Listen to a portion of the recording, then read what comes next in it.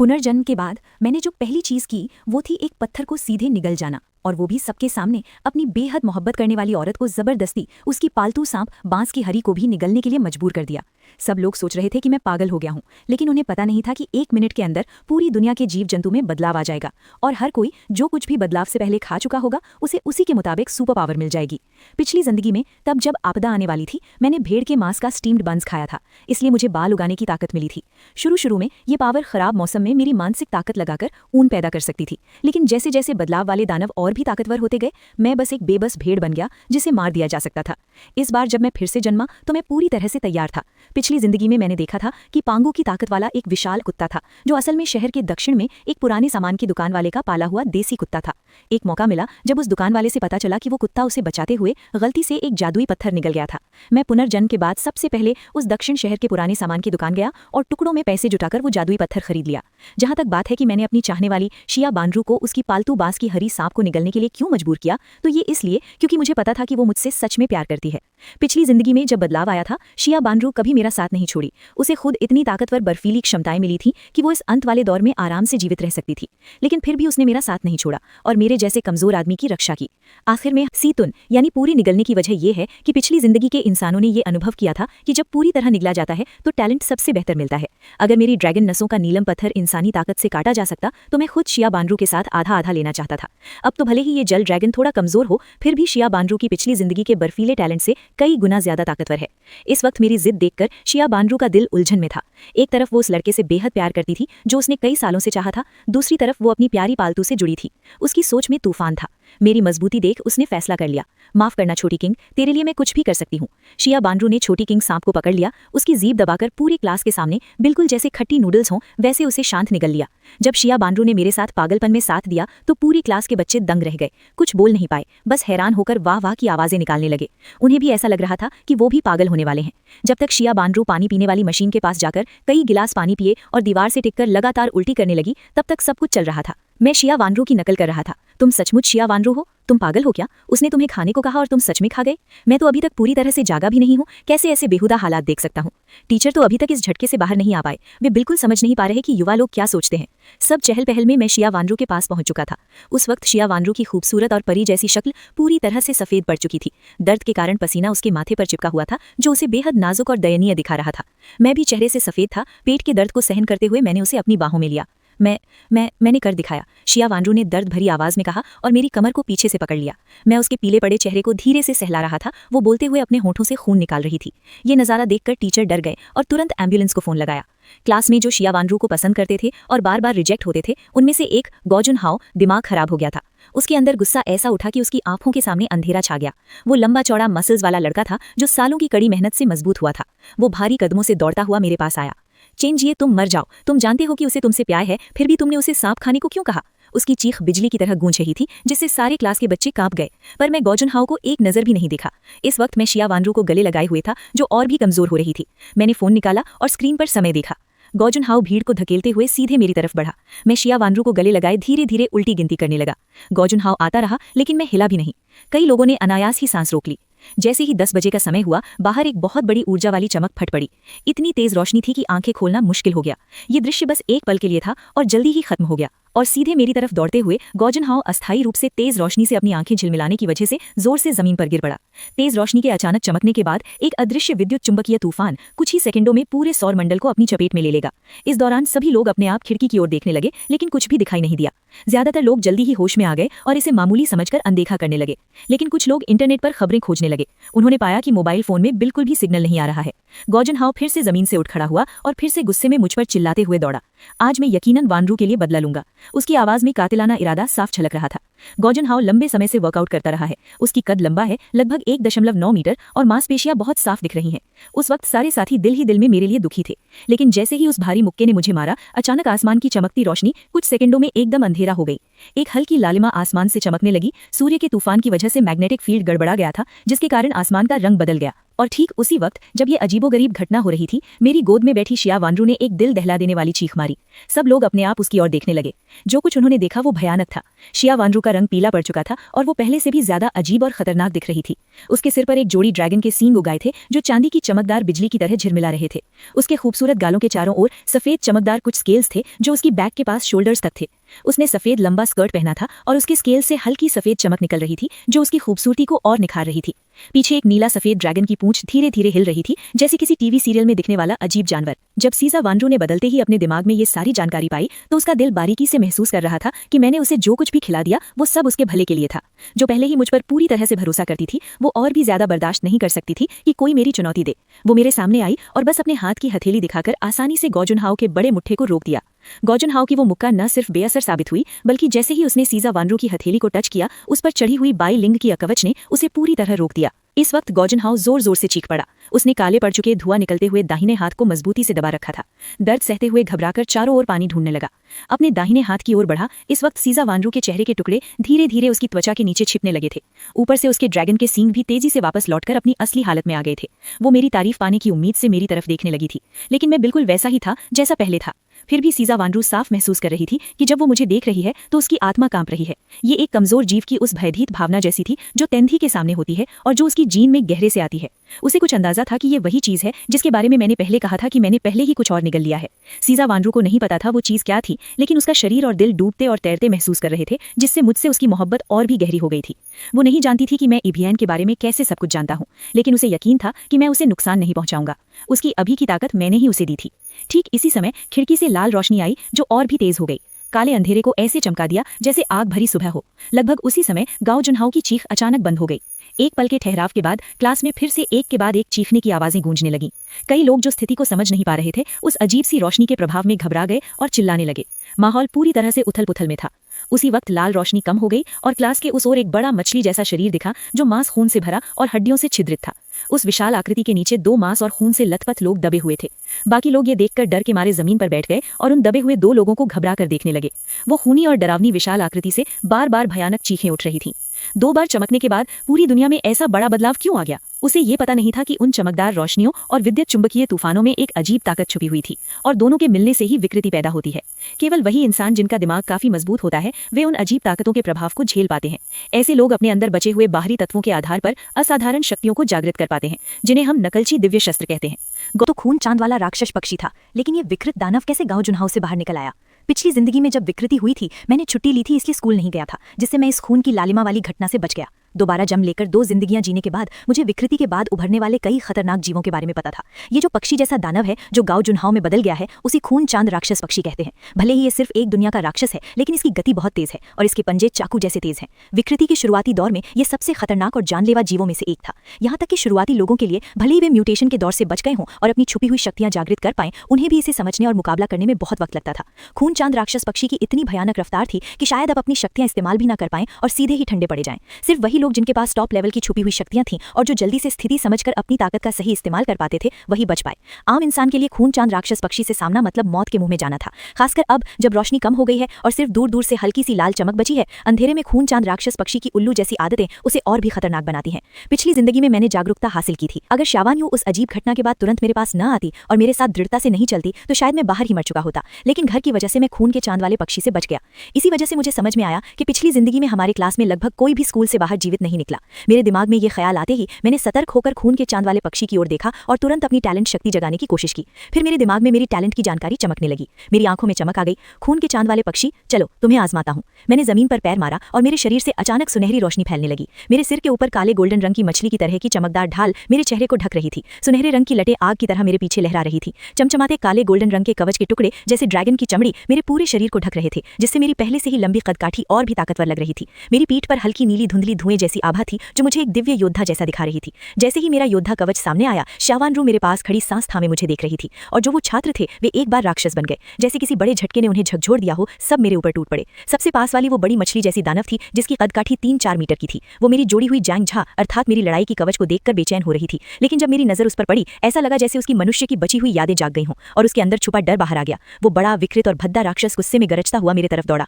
मेरे बगल में खड़ी शावानरू जो मजबूत थी निथाई को जगाने की तैयारी कर रही थी, लेकिन लेकिन मैंने उसे रोक लिया। फिर मैंने बड़ी तेजी से मछली दानव की तरफ कूदा। चंद पलों में एक बड़ा और छोटा रूप एक साथ घूमते हुए नजर आए और ऐसा लगा जैसे अंधकार में ऊर्जा फट रही हो। साथ ही जमीन पर हमारे जोर से एक दरार पड़ गई। मैं भले ही निथाई जैंघा पहनकर लगभग 2 मीटर ऊंचा था, लेकिन उस 4 मीटर लंबे दानव के सामने बच्चाकर लग रहा था। आकार के इस फर्क की वजह से मेरी बॉडी जमीन के टूटने से झुक गई और ऐसा लग रहा था कि ताकत में मैं थोड़ा कमजोर पड़ गया। वहीं हाई जुन झाओ के द्वारा बनाई गई रक्तचंद्र पक्षी, जो बहुत चालाक थी, सोच रही थी कि मछली दानव ही जीत रहा है, उसने एक जोरदार चीख मारी और लड़ाई में कूद पड़ी।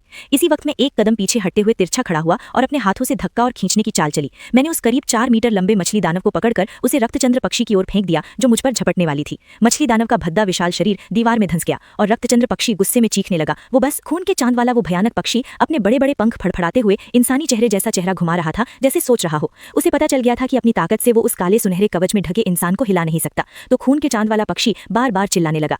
मैं समझ गया कि ये सिर्फ गुस्से में गरजना नहीं है, बल्कि अपनी नस्ल की दबाव वाली ताकत से वहां मौजूद उन सभी अधूरे रूप वाले दानवों को एक साथ मेरे ऊपर हमला करने के लिए बुला रहा है।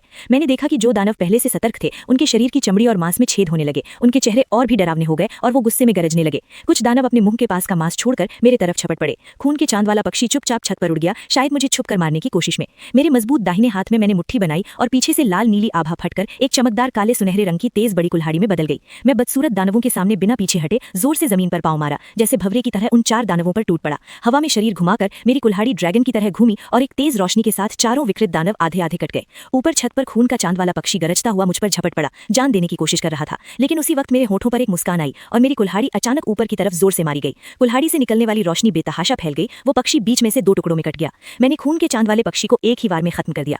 पूरा क्लासरूम तुरंत शांत हो गया। मेरी ये पूरी कार्रवाई देखकर बाकी छात्र दंग रह गए और दानवों को भी मेरी खून की नस्ल की ताकत का एहसास हो गया। मैंने बिना किसी हिचकिचाहट के झपट्टा मारा और तूफानी तेजी से बाकी मॉन्स्टर्स पर टूट पड़ा।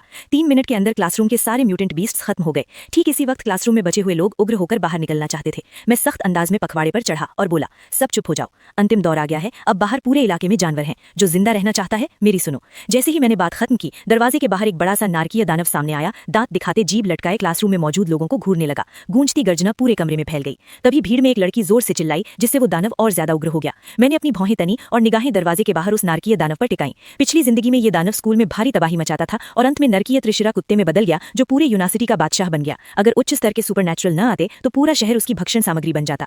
इस बार मैंने खुद लड़ाई नहीं की, बल्कि अपनी नजरों से श्यावानरू को संकेत दिया। मेरी बात समझते हुए उसने हाथ की हथेली में बिल्कुल खत्म करने वाली बिजली जमा की। एक तेज बिजली की तलवार की छाया अचानक प्रकट हुई। बिना कोई मौका दिए एक बिजली का झटका उस नारकीय दानव पर पड़ा। धूल छटने पर नारकीय दानव के शरीर पर काला सा निशान दिखा। सच में ये बिजली का हमला बहुत खास था, जो पिछली जिंदगी में बुरी शक्तियों को खत्म करता था। इस बार नारकीय कुत्ता पूरी तरह से भड़क गया। अपने काले से जले हुए शरीर को खींचते हुए बड़ी जोर की गर्जना के साथ क्लासरूम में घुसा और काला अग्नि का गोला फेंका। मेज कुर्सियां तुरंत राख हो गईं। वहीं पास खड़े 2 लोग सीधे राख में बदल गए। मैंने देखा कि ये नर्क कुत्ता श्यावानरू के जरूरी बिजली के हमले को सहन कर रहा था, तो मैंने सोचा खुद ही हमला करूं। तुम ताए शनभीम खैतियान अफू लेकर पहले ही वार कर दिया। हवा में फू फू करते हुए नर्क कुत्ते पर गिराई। मैं भी तुरंत उसके पीछे भागा और नर्क कुत्ते की तरफ बढ़ा।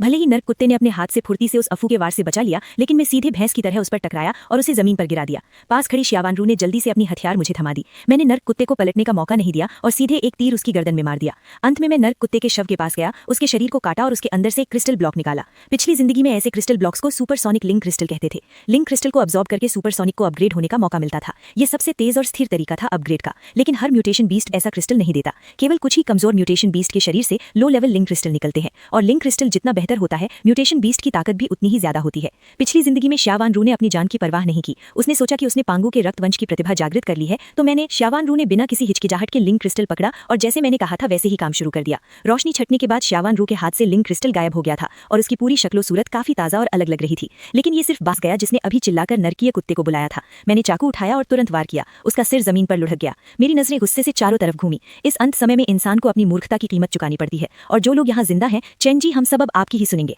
आप जो कहें हम वही करेंगे। तभी क्लासरूम के बाहर से एक दर्दनाक मदद की आवाज आई, जिसके साथ अजीब जानवरों की दहाड़ भी थी। मैं जानता था कि ये स्कूल के अजीब जानवर हैं जो अब एक साथ इकट्ठे हो रहे हैं। पिछली जिंदगी में इसी स्कूल में छात्रों की भीड़ होने की वजह से कई छात्र अजीब जानवरों में बदल गए थे और स्कूल में एक बड़ी अजीब जानवरों की सेना भी बन गई थी। भले ही अब मैं खैतियान फू जगा चुका हूँ, हजारों अजीब जानवरों का सामना करना मेरे लिए भी मुश्किल था। मैंने तुरंत फैसला लिया और क्लासरूम का दरवाजा बंद कर दिया। बेवकूफ बन के मत खड़े रहो, जल्दी से टेबल और कुर्सियां लेकर आओ, दरवाजे और खिड़कियों को बंद करो।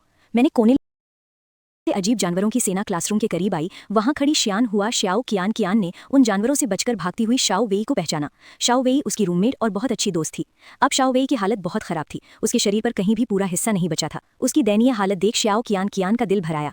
श्याओ कियान कियान तुरंत क्लासरूम के दरवाजे के पास आई और दोनों हाथों से टेबल को धकेलने लगी जो दरवाजा रोक रही थी। उसी वक्त मैं उसके पास गया और उसे मजबूती से पकड़ लिया। क्या तुम चाहती हो कि हम सब उसके साथ मर जाएं? मेरी ठंडी आवाज आई।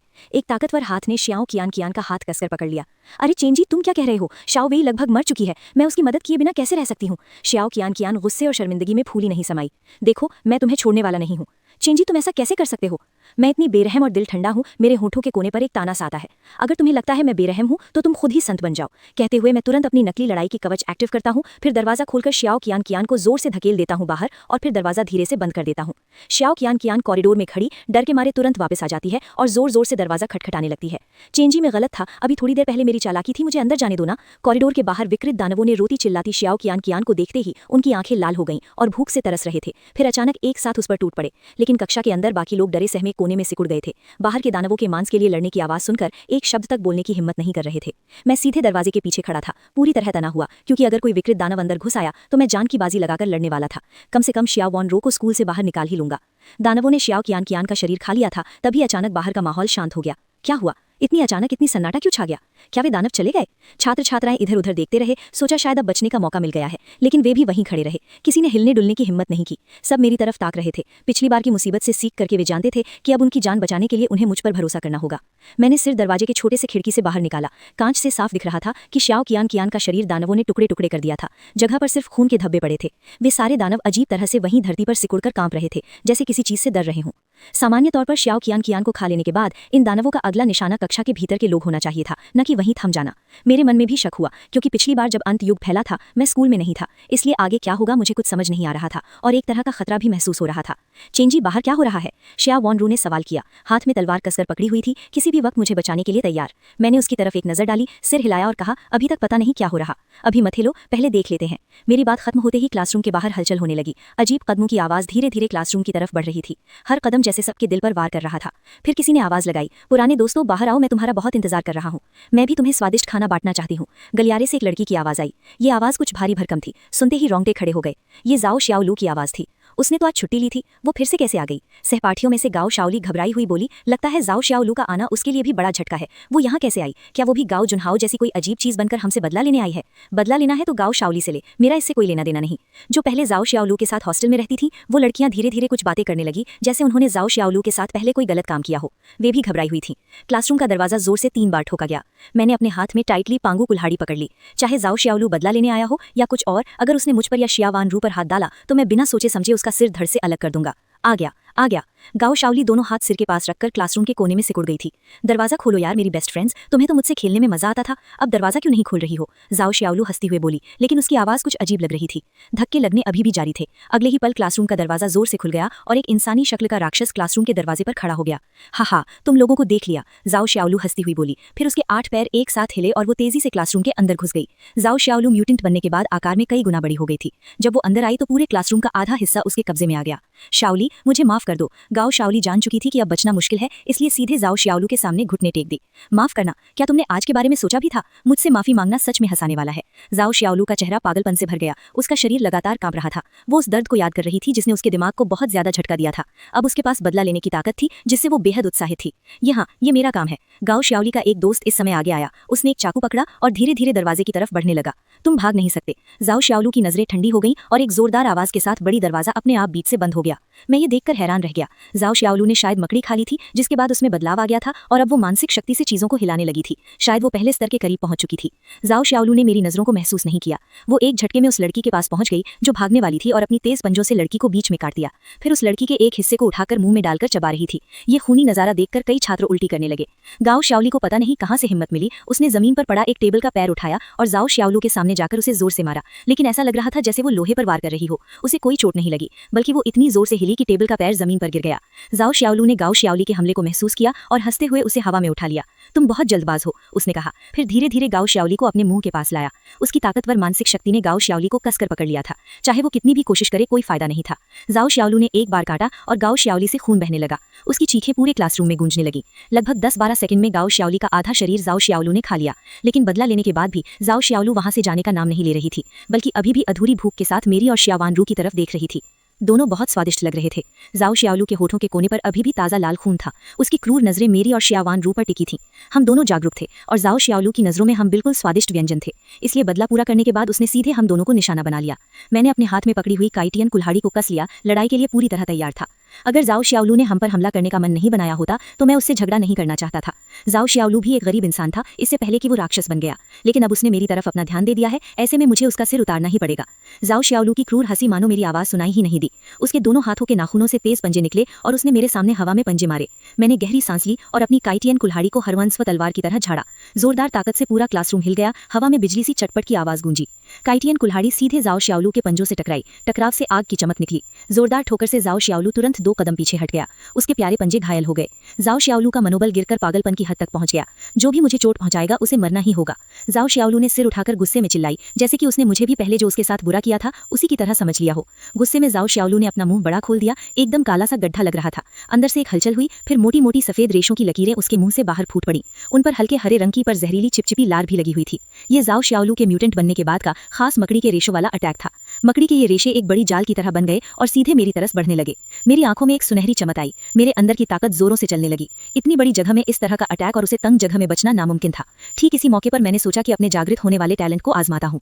देखते ही देखते मेरे ऊपर पीले सुनहरी प्रकाश की किरणें उठने लगी और जल्द ही मेरे हाथ में पकड़ी हुई काइटियन कुल्हाड़ी पर लिपट गई। मैंने अपनी कुल्हाड़ी आसमान की तरफ उठाई। आसपास की जगह हिलने लगी। पूरा फ्लोर जैसे भूकंप की तरह कांपने लगा। कमरे की मेजें लगातार हिल रही थीं और खिड़कियां भी टूटने लगी। ठीक उसी वक्त जब मकड़ी के रेशे मुझे पूरी तरह से जकड़ने वाले थे, मैंने एक जोरदार वार किया। काइटियन कुल्हाड़ी ने जबरदस्त ताकत निकाली और सीधे मकड़ी के जाल पर वार किया। मकड़ी के रेशे जो बड़े जैसे जांग की मोटाई के थे, कुल्हाड़ी के सामने जैसे खीरे के टुकड़े कट रहे हों, बस टूट गए। जान लिए झू वांग के बाद काइटियन फू ने सीधे जाओ शियाओलू के ऊपर वार किया। उसका शरीर कंधे से सीधे 2 हिस्सों में कट गया और खून बहने लगा। जाओ शियाओलू ने दर्दनाक चीख मारी। वो गंभीर रूप से घायल हो गया। उसके मन में हार की भावना आ गई। उसकी मानसिक तरंगें उसके दिमाग से बाहर निकलने लगी। वहां मौजूद सामान्य छात्र सिर पकड़कर दर्द में जमीन पर झुक गए। मुझे इस मानसिक आक्रमण का सामना पहली बार हुआ था, इसलिए मैं थोड़ी देर के लिए चौंक गया। बाहर खून से सने माहौल को देखा, फिर मेरी बाजू पकड़ते हुए बोली, ऐसी डरावनी और अजीब हालत मुझे पहली बार मिली है। मैं बिल्कुल नहीं जानती आगे क्या करना चाहिए। हम अब जागरूक हो चुके हैं, अब हमें खुद को लगातार बढ़ाना होगा। इस आखिरी दौर में जागरूक लोग तो ताकतवर होते हैं, लेकिन हम भी दानवों की नजर में बस एक मांस का टुकड़ा है। जैसे जैसे ये दुनिया आगे बढ़ेगी, दानव इंसानों और अपने जैसे लोगों का शिकार करते रहेंगे और खुद भी और मजबूत होंगे। हम जिन दानवों से मिलेंगे वो और भी खतरनाक होंगे। जिंदा रहना है तो हमें भी मजबूत होना पड़ेगा। मेरी आंखों में चमक थी। सिया वांड्रो मेरी बात सुनकर सोच में पड़ गई। उसे ये समझ नहीं आया कि कैसे खुद को बेहतर बनाना है, पर वो बस मेरे साथ रहना चाहती थी और जो भी मुझे नुकसान पहुंचाएगा उसे खत्म कर देगी। जाओ चाओलू की मौत के बाद उस खून की बदबू स्कूल में दानवों को खींच लाई। उसकी तरह के मजबूत दानव का मांस उनके लिए खास नसीब था। खून की गंध पाते ही वे सब मेरी क्लास की तरफ बढ़ने लगे। मैंने सिया वांड्रो का हाथ पकड़ लिया और निकलने की तैयारी की। चेन जेजे ने मुझे कहा, मेरे पापा ग्वांग्या और जटैन के डायरेक्टर हैं। मैं तुम्हें जिंदगी भर आराम और दौलत दिलाऊंगा, जितना चाहे उतना पैसा पा सकती हो। तभी क्लास का अमीर लड़का हुआंग टियन सामने आया। हुआंग टियन के घर तो वाकई काफी अमीर थे। वो रोज स्कूल बेंज एस कार लेकर आता था, लेकिन इन अमीर लड़कों की नजर में बस पैसा ही सब कुछ था। उन्हें लगता था कि पैसा हर समस्या का हल है, जो कि बहुत ही मजाकिया बात थी। तुमको क्या लगता है, पैसा अभी कोई काम का है? मैं हंस पड़ा। ये दुनिया सच में बहुत भोली है। मेरी इस रवैये को देखकर बिल्कुल चौंक गई। ये दुनिया बर्दाश्त नहीं कर पा रही थी। चेन जेजे, तू तो गरीब है, तेरे माँ बाप भी जल्दी मर गए, 3 कक्षा से ऊपर पढ़ाई भी नहीं की। दुनिया बात पूरी करने से पहले मेरी नजरें ठंडी हो गई, जिससे वो डर के मारे चुप हो गया। क्या तुझे जीना भी नहीं आता? मैं तुझे रास्ता दिखाता हूँ। मैंने उसके कंधे पकड़कर हल्के से जमीन पर धकेल दिया। अगली ही पल वो बेसुध होकर जमीन पर गिर पड़ा, पूरी तरह से बेहोश और बिना जान के। आसपास के छात्र ये नजारा देखकर डर के मारे पीछे हट गए और मुझे घूरने लगे। अब मैं चाहता था कि उन्हें मार डालूं, जैसे कि एक चींटी को रौंद देना। चेन जेजे को निपटा देने के बाद उसने सिया वांड्रो को लेकर क्लासरूम से बाहर निकल गया। वे चले गए। अब हम क्या करें? नहीं, हमें जिंदा रहना होगा। हमें चेन जेजे का पीछा करना होगा, तभी तो बचेंगे। छात्रों ने थोड़ी चर्चा की, फिर कुछ मेज के पैरों और झाड़ू लेकर मेरे पीछे आ गए। जब मैंने उन्हें देखा तो मैं भी कुछ नहीं बोला। उन्हें भगाने का कोई मतलब नहीं। पहला तो ये कि हम पुराने साथ हैं और वो साथ आए तो अच्छा है, बस पीछे मत रहें। दूसरा, इतनी संख्या में लोग होने से जरूर कुछ मॉन्स्टर राक्षस आ जाएंगे और मैं उनका फायदा उठाकर इन छात्रों की मदद से राक्षसों को मारकर खुद को मजबूत कर सकता हूँ। क्लासरूम और हॉल में कुछ राक्षसों को खत्म करने के बाद मैं स्कूल के कन्वीनियंस स्टोर पहुंचा और वहां से जो भी खाने योग्य चीजें थीं सब बैग में भर ली। बाकी छात्रों को भी माल इकट्ठा करना आता था, लेकिन वे बस मेरे लिए बेकार चीजें ही ले जा पाते थे।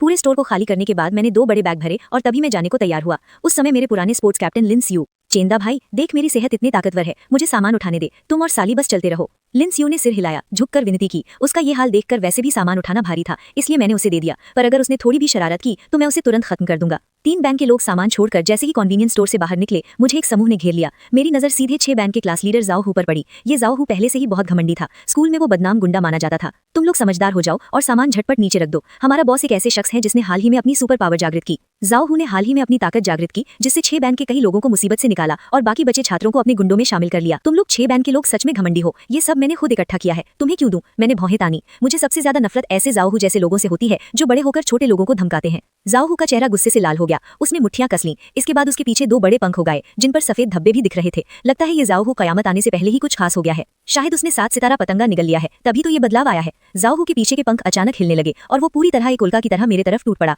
मैंने हाथ हल्का सा हिलाया और मेरे हाथ में अचानक से काइथियन फू आ गया। उस हफ्से के चारों ओर एक जबरदस्त जादुई ऊर्जा घेर गई। मैंने कहा, मैं तो अब लेवल 2 पर पहुंच गया, दिखाता हूं अपनी ताकत। जाओ हू ने गर्व से चिल्लाते हुए कहा। उसी वक्त उसके शरीर की मांसपेशियां हिलने लगी और धीरे धीरे सिकुड़ने लगी, जिससे वो और भी ताकतवर लगने लगा। मेरी नजरें जाओ हू पर टिकी थीं। मैं बिल्कुल भी नहीं घबराया। काइथियन फू को कसकर पकड़ते हुए एक तेज चमक के साथ मैं जाओ हू के चेहरे की ओर बढ़ा। अब से ने जाओ हू के लोहे के हाथ पर वार किया। ताकत सहन न कर पाने के कारण जाओ हू पीछे हटा और फिर भी उसने खुद को संभालते हुए सीधा खड़ा हो गया। बड़ा भाई, जोर लगाओ, इस चेन जेजे को पटक डालो। जाओ हू के गुंडों ने जोर से चिल्लाया, लेकिन उन्हें पता नहीं था कि जाओ हू ने कितना दबाव सहा है।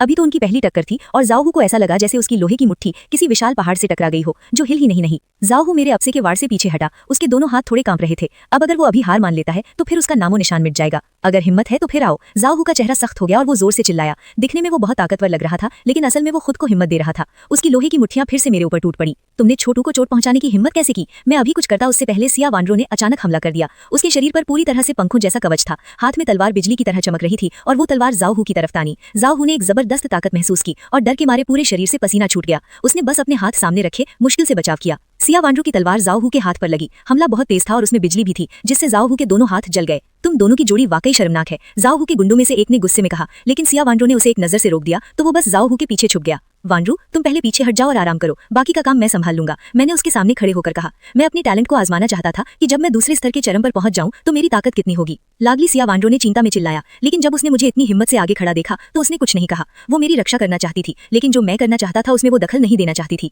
क्योंकि मैं अकेले ही उसका सामना करना चाहता था, इसलिए वो पीछे हट गई और अच्छी तरह से देख रही थी। मत समझो तुम जीत गए, जब मैं तुम्हें मार दूंगा तो मैं तुम्हारे पीछे वाली लड़की का भी हिसाब लूंगा, जाओ हू ने गर्व से कहा। 2 मार हारने के बाद भी उसका आत्मविश्वास पूरा था। उसके पीछे के नरम पंख जोर से हिल रहे थे। जाओ हू ने अपनी गति बढ़ाई और जोर से मुझ पर टकराया। 7 सितारा लेडीबग के टैलेंट की मदद से उसका शरीर हीरे जैसा मजबूत था। जाओ हू को यकीन नहीं था कि मेरी पुरानी कुल्हाड़ी उसकी रक्षा को तोड़ सकती है। जब तक वो मेरी रक्षा नहीं तोड़ पाता वो मुझे मारने का मौका ढूंढता रहेगा। मैंने जोर से चिल्लाया और अपने हाथ में पकड़ी हुई काइथियन कुल्हाड़ी उठाई। जैसे जैसे लेवल बढ़ा, काइथियन कुल्हाड़ी इस्तेमाल करने के बाद उसके शरीर पर ऐसा लगा जैसे कोई ऊर्जा की परत छा गई हो, एक तरह की झूठी ऊर्जा की परत बन गई। काइथियन कुल्हाड़ी सीधे जाओ हू के ऊपर लगी और जोरदार ऊर्जा की लहरें चारों तरफ फैलने लगी, जिससे हवा में हलचल मच गई। कुछ ही देर में जाओ हू के मजबूत पंख टूटकर टुकड़े में बिखर गए। जाओ हू की डिफेंस टूट गई, जबकि उसने खास तौर पर डिफेंस को बढ़ाया था। कुल्हाड़ी मेरी एक वार भी नहीं झेल सकी, उसका आखिरी सहारा भी खत्म हो गया। इसके बाद जाओ हू का शरीर बहुत कमजोर हो गया। फिर काइथियन कुल्हाड़ी ने सफलतापूर्वक अटैक किया। जाओ हू के छोटे छोटे साथी उसके पीछे थे, कुछ अभी भी उसका साथ दे रहे थे तो कुछ मेरे सामने हार मानने को तैयार थे। चेनजिए बोला, मैं हार गया, तुम बड़े दिल वाले हो, मुझे एक मौका दे दो। जाओ हू दर्द से कराहते हुए अपने 5 जख्म दिखाकर मुझसे भीख मांग रहा था,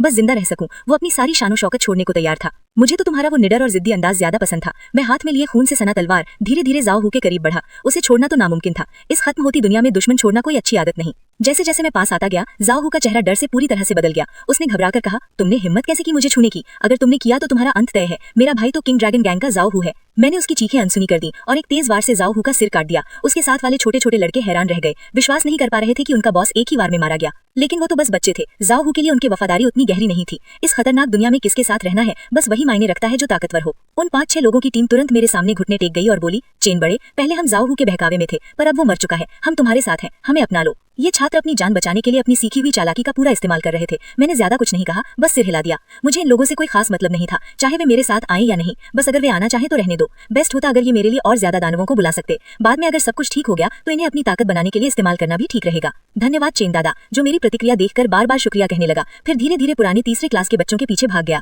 बाकी सब भी उसके पीछे पीछे हो लिए। इस तरह मुझे फिर से 5-6 नए छोटे साथी मिल गए। मैंने जाओ हू को मारने के बाद उसके शव को आगे बढ़ाया। सच में ऐसे जागृत लोगों के पास जो लिंगजिंग होता है वो केवल निचले दर्जे का होता है, लेकिन मच्छर का मांस चाहे छोटा हो, मांस ही होता है। मैंने लिंगजिंग उठाया और अपनी सोच से उसे अपने शरीर में समा लिया। अफसोस, ये ऊर्जा इतनी कम थी कि केवल इसकी दूसरी स्तर की चरम सीमा में थोड़ा हलचल ही कर पाई। तुम नए लोगों, तुम्हें 3 मिनट मिलेंगे कि कन्वीनियंस स्टोर का सामान संभालो। अगला लक्ष्य शहर का अस्पताल है। मैंने पीछे रखे कन्वीनियंस स्टोर की ओर इशारा करते हुए सख्त आवाज में कहा, अस्पताल। अगर मेरी याददाश्त सही है, वहाँ एक शुरुआती बॉस होगा। अपनी ताकत जल्दी बढ़ानी है तो लगातार मजबूत दानवों को चुनौती देनी पड़ेगी। जहाँ तक इन लोगों का सवाल है, ये साथ में रहकर रास्ते में दानवों को आकर्षित कर सकते हैं। शुरुआती बॉस से निपटने के लिए चाहे जागृति का प्रतिभा कितनी भी अच्छी हो, करीब तीसरे स्तर की ताकत चाहिए। नए छात्र डॉक्टर को धन्यवाद देकर तेजी से कन्वीनियंस स्टोर में घुस गए और जैसे भेड़ियों की तरह जरूरी सामान लेना शुरू कर दिया। 3 मिनट बाद मैं अपने छोटे से समूह के साथ अस्पताल की ओर निकल पड़ा। उस वक्त आसमान में एक लाल खून जैसा चांद था, लेकिन रोशनी इतनी थी कि बाहर का नजारा साफ दिख रहा था। सड़क पहले ही बुरी तरह से जाम थी, टूटे फूटे वाहन रास्ते में फंसे थे। कभी कभी कुछ राक्षस इंसानों का पीछा करते दिखते थे, लेकिन देखकर पता चलता कि वे आम राक्षस हैं। इसलिए थोड़ी दूर चलने के बाद मुझे चिल्लाने की आवाज सुनाई दी।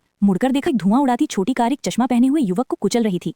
उसका चेहरा भयानक और डरावना था। वो हमारे सामने मदद के लिए जोर जोर से चिल्ला रहा था। हम सब हैरान थे, कोई भी आगे बढ़ने की हिम्मत नहीं कर रहा था। पहले कोई दिलदार इंसान मदद के लिए आगे आ जाता, लेकिन अब सब उदासीन थे, क्योंकि अगर वे मेरी बात माने तो शायद उनकी जान बच जाए। पर मैं बस बेरुखी से उस लड़के की मदद करने के नाटक को देखता रहा। तुम लोग छात्र नहीं हो क्या? इतना बेरुखी क्यों दिखा रहे हो? पहले तकलीफ में तड़पता हुआ आदमी अचानक रंग बदलकर मुझसे और बाकी लोगों से दहाड़ने लगा। फिर उसका शरीर बदलने लगा। पहले जो सामान्य आंखें थीं वो तेज और लाल हो गईं। हाथों पर भी हरे नीले डरावने तराजू जैसे पत्ते निकलने लगे और पंजे धीरे धीरे उगाए।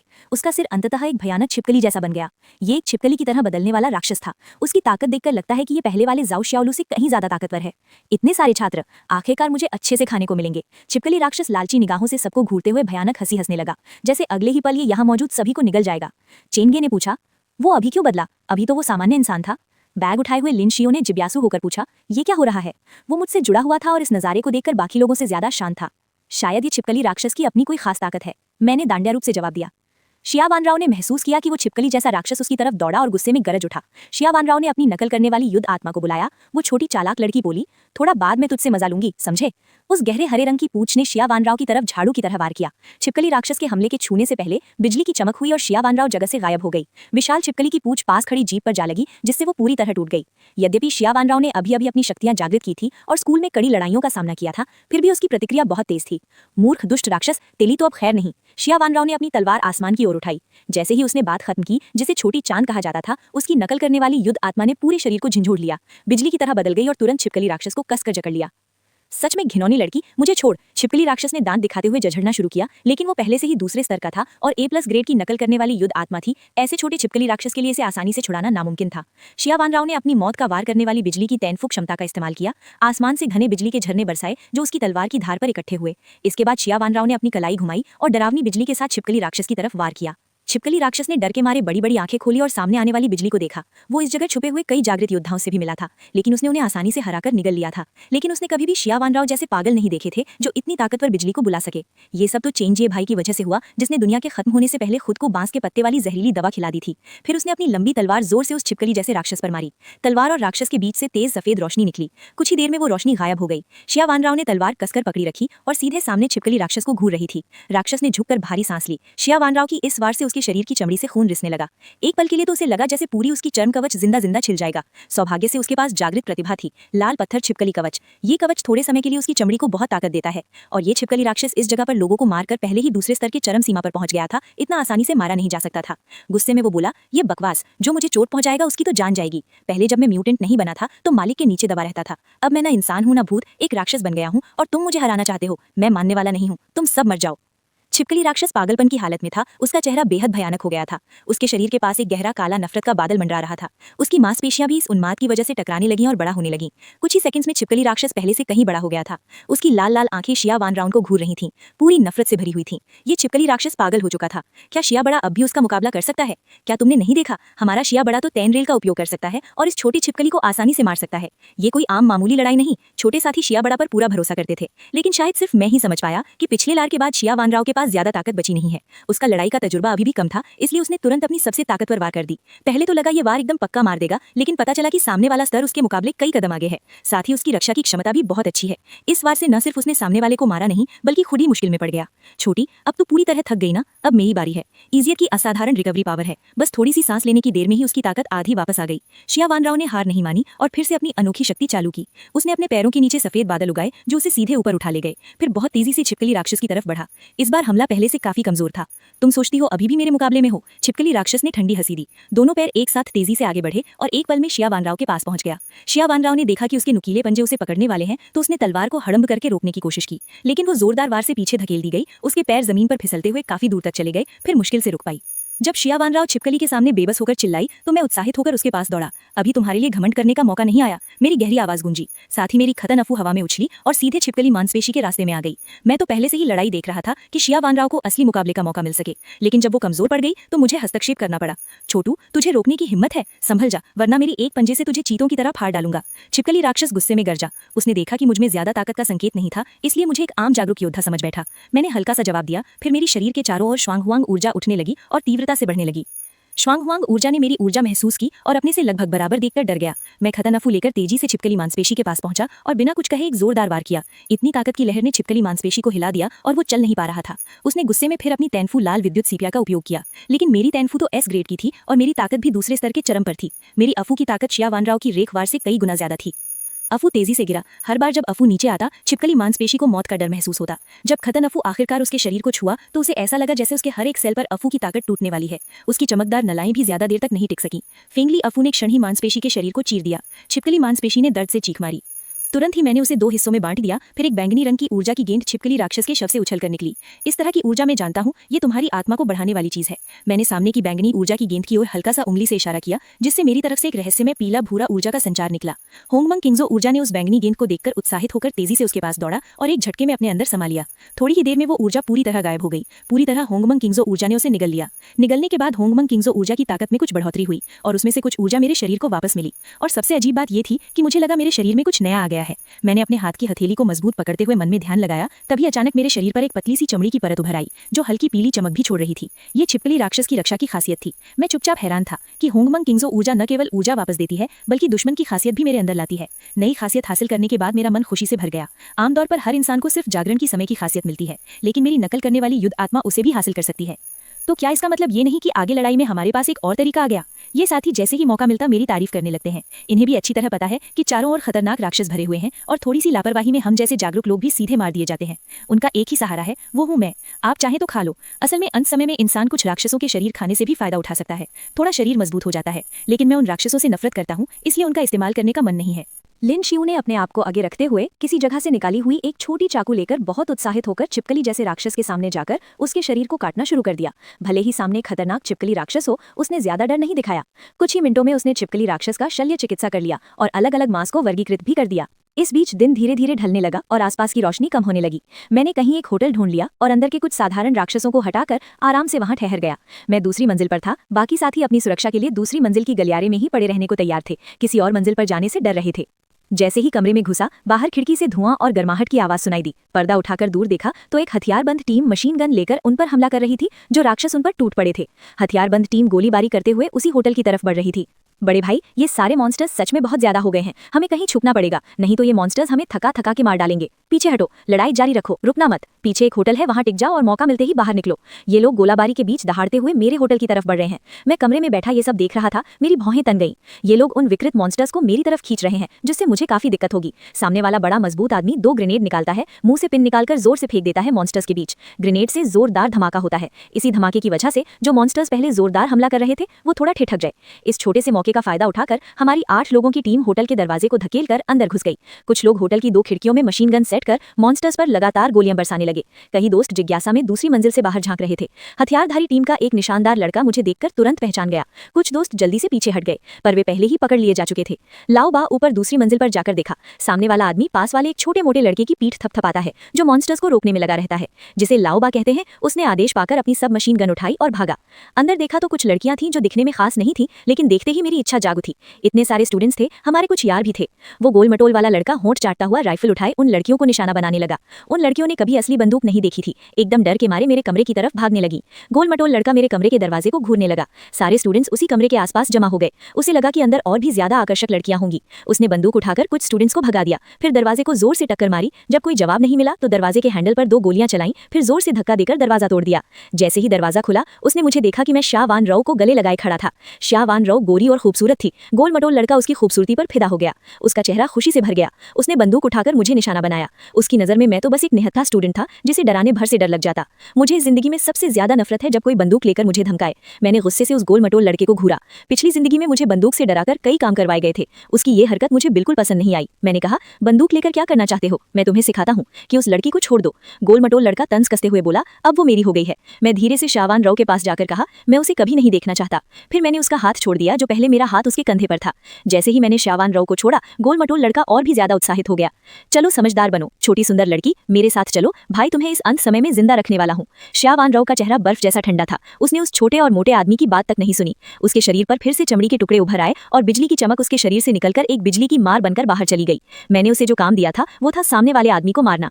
बिजली की चमक के साथ छोटे मोटे आदमी को समझने का मौका भी नहीं मिला कि उसकी गला दब गई। एकदम धड़ाम वो जमीन पर गिर पड़ा और उठ नहीं पाया। लेकिन शावान राव यहीं नहीं रुकी। उसने दो बिजली की चमक से उस आदमी के शरीर को उठाया और फिर दूसरी मंजिल की खिड़की की ओर बढ़ी। पहले 7 लोगों की टीम जो मॉन्स्टर्स का सामना कर रहे थे वो शावान राव की खूबसूरती देखकर चकित रह गए। लेकिन अगली ही पल उन्होंने उस छोटे मोटे आदमी का सर देखा और तुरंत गुस्से में बिजली की चमक निकलने लगी। टीम का कप्तान चिल्लाया, उसकी आंखें आग उगल रही थीं और उसने अपनी बंदूक का निशाना शावान राव पर साध लिया। फिर उसने एक हाथ हिलाया और उस छोटे मोटे आदमी का शरीर अपनी टीम के कप्तान के सामने फेंक दिया। अपनी टीम के साथी की लाश देख टीम का कप्तान इतना गुस्से में था कि सारा शरीर कांप रहा था। बिना किसी हिचकिचाहट के उसने ट्रिगर दबा दिया। बम बम बम गोलियों की लकीरें सीधे शावान राव की तरफ बढ़ीं। लेकिन अफसोस, ये आम हथियार शावान राव के सामने बिल्कुल कमजोर साबित हुए। उसने बस हल्का सा शरीर घुमाया और आसानी से सारी गोलियां टाल दी। बदमाश, ये तो जाग चुका है भाई, हमें जल्दी निकलना चाहिए। पर यह बड़ा भाई गुस्से में था, उसे कोई सुनाई नहीं दे रहा था। हाथ में बंदूक लगातार गोली चला रही थी। अब तेरी खैर नहीं।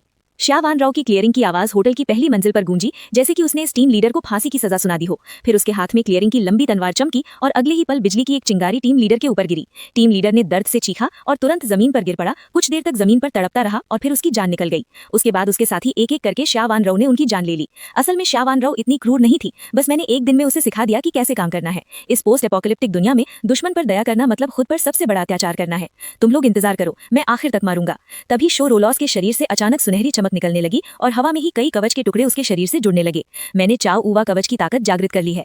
कवच के साथ जुड़ने के बाद शो रोलॉस के चेहरे पर खुशी झलकने लगी। शावान राव का चेहरा गंभीर था और उसकी नजरें शो रोलॉस पर टिकी हुई थीं। अब शो रोलॉस पूरी तरह से सुनहरे कवच से ढका हुआ था और उसकी ताकत पहले से 10 गुना ज्यादा हो गई थी। मेरे कई भाइयों को मारने के बाद अब मैं उनका बदला लूंगा। शो रोलॉस के चेहरे पर क्रूरता साफ दिख रही थी। तुमने अभी अभी ताकत हासिल की है और बदला लेने की सोच रहे हो? मेरी आवाज सीढ़ियों के पास से आई और फिर मैं धीरे धीरे नीचे उतरने लगा। ये दबाव शावान राव से कहीं ज्यादा था। हर कदम पर शो रोलॉस को ऐसा लग रहा था कि उसका कवच कांप रहा है। ये पूरी तरह से नस नस पर दबाव था। ये मेरी खासियत है।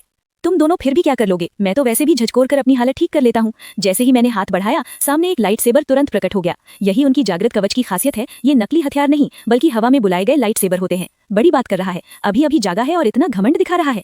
मैं तिरछी नजर से उस नए जागृत योद्धा को देख रहा था। सच में समझ नहीं आ रहा था उसकी हिम्मत कहाँ से आई जो अभी जागा है और मुझसे भिड़ने की हिम्मत करता है। शायद अभी जागा होने की वजह से वो सोचता होगा कि अब वो सबसे ताकतवर है। ताकत में अचानक जो बढ़ोतरी हुई है उससे अक्सर ऐसा भ्रम हो जाता है। बस इंतजार करो, मैं तुम्हें 2 टुकड़े कर दूंगा। हाओमिंग ने गुस्से में चिल्लाया, अपने लाइट सेबर को उठाया और मेरे सिर की तरफ बढ़ा। लगता है मेरे पास कोई और बचाव की चाल नहीं है। इतना कि मैं अपनी ताकतवर कुल्हाड़ी तक निकालने की जहमत नहीं उठाई। बस हाओमिंग की तरफ हल्की सी उंगली उठाई और 2 होंगमोंग की ऊर्जा आसमान की ओर निकल गई। बस एक पल में 2 होंगमोंग की ऊर्जा ने हाओमिंग को कसकर पकड़ लिया। ये क्या चीज है? छोड़ो मुझे। हाओमिंग जो होंगमोंग ऊर्जा में फंसा था, मन ही मन नाखुश था। बार बार अपने लाइट सेबर से काटने की कोशिश करता रहा। कई बार किए पर कोई असर नहीं हुआ। फिर मैंने हवा में अपनी मुट्ठी बांधी और हाओमिंग का कवच एकदम टूट गया। जो पहले बड़ा आत्मविश्वासी था वो एकदम हताश हो गया। उसके दिल का बोझ जैसे नीचे गिर गया। सामने वाला आदमी उसका बिल्कुल विरोधी नहीं था और तो उसे हाथ भी नहीं लगा पा रहा था। उसने और सोचने का मौका भी नहीं पाया कि उसकी कमर के आसपास की ऊर्जा और भी मजबूत हो गई और उसे और कसकर बांध लिया। हाओमिंग ने दर्द भरी चीख मारी। थोड़ी देर में उसका शरीर पूरी तरह से टूट गया और वो जमीन पर गिर पड़ा। लगातार छटपटाता रहा। जब गाओमिंग पूरी तरह बेहोश हुआ तभी मैंने उसे नीचे रखा। उसके शरीर पर जागृत कवच की प्रतिभा जैसे कोई मजाक थी। कुछ बहादुर छात्र सीढ़ियों के पास खड़े होकर ये नजारा देख रहे थे और एक एक करके ठंडा पसीना छूट रहा था। मैं उनसे कहीं ज्यादा क्रूर था जैसा वो सोच भी नहीं सकते थे। वापस जाओ, अगर फिर से मेरे लिए कोई मुसीबत खड़ी की तो तुम्हारा भी यही हाल होगा, मैंने हल्की मुस्कान के साथ कहा। लेकिन मेरी ये मुस्कान छात्रों की नजरों में बेहद डरावनी लग रही थी। वे बस बार बार सिर हिला रहे थे। छोटी सी लड़ाई खत्म करने के बाद मैं ऊपर जाकर आराम करने ही वाला था कि अचानक होटल के बाहर से एक भयानक चीख सुनाई दी। मैंने मुड़कर देखा तो एक ट्रक जितना बड़ा सांप जैसा जीव, चिकन के सिर वाला म्यूटेंट अंधेरे से निकल रहा था।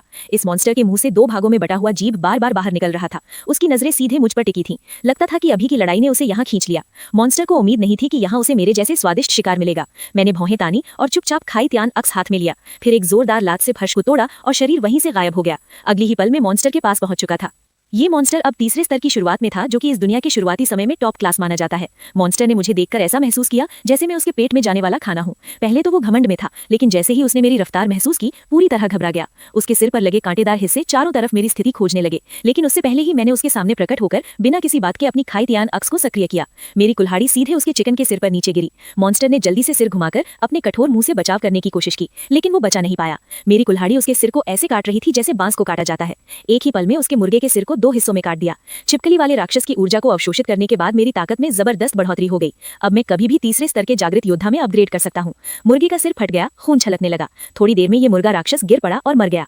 वानरव, तुम लिन याओ ने दांत पीसते हुए पूरी ताकत लगाई कि मेरे हाथ से खुद को आजाद करे, लेकिन आधे मिनट तक संघर्ष करने के बाद भी वो हिल नहीं पाया। तुम सुपर 5 अवेकनर नहीं हो क्या? बस इतनी सी ताकत? मैं मुस्कुराते हुए घबराए हुए लिन याओ को देख रहा था। सच में मेरा पांगू शरीर टैलेंट बहुत ज्यादा मजबूत था। सिर्फ अपनी शारीरिक ताकत के दम पर मैं इन आम सुपर 5 अवेकनरों को पूरी तरह से कुचल सकता था। लिन याओ इतना गुस्से में था कि बोल भी नहीं पा रहा था। उसके नीचे खड़े उसके कई साथी उसे देख रहे थे कि वो कैसे मेरे हाथों में फंसा हुआ था। उसकी शान शौकत कहाँ रह गई? गुस्से में चूर लिन याओ ने बाई हाथ आगे बढ़ाई और मजबूरन सुपर वो उपकरण बुलाना पड़ा। पहले वो विकृत राक्षसों से निपटने के लिए कभी सुपर हथियार का इस्तेमाल नहीं करता था। उसकी शरीर की ताकत ही इतनी थी कि वो उन विकृत राक्षसों को आसानी से दबा देता था, लेकिन मैं पहला इंसान था जिसने उसे हथियार इस्तेमाल करने पर मजबूर किया। और जैसे कल रात की टीम के सुपर वो अवेकनरों के हथियार थे, वैसे ही लिन याओ के हथियार भी एक प्रकाश तलवार थी, लेकिन उसकी प्रकाश तलवार कल रात के अवेकनर की तुलना में कहीं ज्यादा ताकतवर थी। ऊपर एक नीली छोटी ड्रैगन तलवार के चारों ओर उड़ रही थी और धुंधली सी ड्रैगन की गर्जना भी महसूस हो रही थी। अचानक स्च की आवाज के साथ लिन याओ मेरी गर्दन की तरफ तलवार से हमला कर रहा था।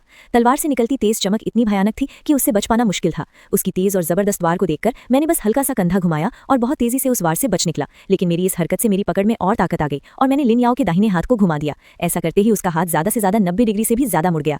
तेज दर्द के कारण लिन याओ के चेहरे की मांसपेशियां सिकुड़ गईं। वो दर्द से चीख पड़ा। उसकी आवाज गांव में सुअर काटने की आवाज से भी ज्यादा भयानक थी। मैं महसूस कर तुम बहुत कमजोर हो। मैं धीरे से सिर हिलाया। मेरी बातें जैसे तेज चाकू की तरह लिन याओ के दिल में गहराई तक घुस गईं, जिससे वो लगभग पागल हो गया। कल जागने के बाद से उसकी ताकत इतनी बड़ी हो गई थी कि पूरे कबीले वाले उसकी बहुत इज्जत करते थे, लेकिन अब मैं उसे जोर से नीचे दबा रहा हूँ। ये अंतर इतना दर्दनाक है कि उसे मार डालने से भी ज्यादा मुश्किल लग रहा है।